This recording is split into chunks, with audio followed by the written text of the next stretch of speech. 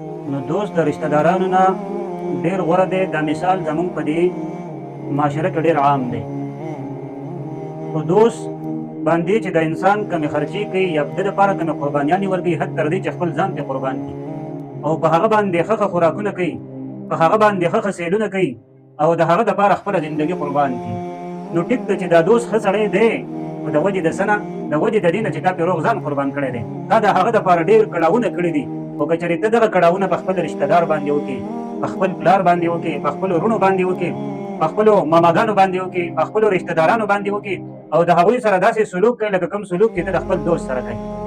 ته بیا ګوره چې ستا د رشته داران ستا نه قربانېږي که نه، ته بیا ګوره چې ستا د پلار ستا نه قربانېږي که نه، ته بیا ګوره چې ستا د ورور ستا نه قربانېږي که نه، ته بیا ګوره چې ستا د ماما د زوی ستا نه قربانېږي که نه، ته بیا ګوره چې ستا د تره ستا نه قربانېږي که نه. کومې خرچې او کوم قرباني چې ته د خپل دوست لپاره ورکوې، د دغې په نیمه باندې ته د خپل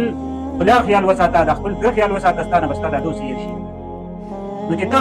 په خپل پلار باندې داسې خرچې نه کوې، ته په خپل پلار باندې نه خفه کېږي، ته په خپل تره باندې نه خفه کېږي، ته دغه شانتې په خپلو رشته دارو باندې نه خفه کېږي، د هغوی سره په سمه خوله باندې خبرې نه کوې، د هغوی خیال نه ساتې، کله چې هغوی درله مخامخ راشي تندی دې ورته ترېو کړی وي،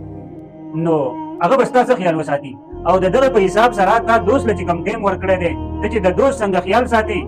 نو خامخا دغه دوست په ستا خیال ساتي. او زه تا ته وایم یو پاړی داسې وکړه، ټول عمر د دې دوست خیال وساته، قدر یې وکړه، خرچې پرې وکړه، خو یو ورځ ورته ته ووایه ما تا له پروګرام کړی دی او ته ورته ووایه چې ما تا له مثال په تور میان راوړي دي یا مې درله داسې نوره څه خرچه راوړې ده او دعوت ورله ورکړی وله. کله چې تا دا دوست راوستو او تا د ځان سره کېنه او تا ورله خرچه راوباسله، خو تا چې ورته څه یاد کړي دي هغه دې ورله راونه باسل، عام په کور کې چې تا کوم انتظام کړی د کور والو دپاره، حق طعام راوباسه او دغې دوست ته یې کېنه.